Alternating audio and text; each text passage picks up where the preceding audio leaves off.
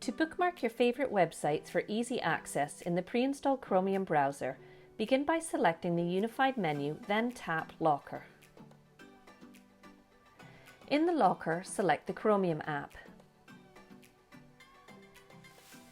Enter or search for the URL you wish to bookmark.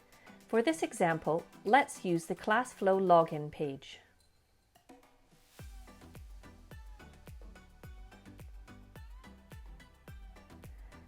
Tap the 3 vertical dots in the top right corner and select the star icon.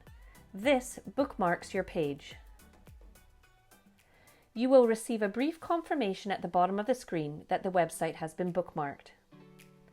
Tap the 3 dots in the top right corner once more and notice the star is now blue, indicating the URL is now bookmarked.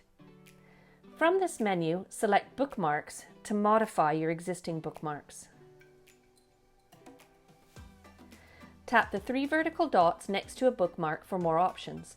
You may edit bookmarks, move them into folders, and delete them. To visit a bookmarked website, tap Select. Then tap the 3 vertical dots on the blue header to reveal options.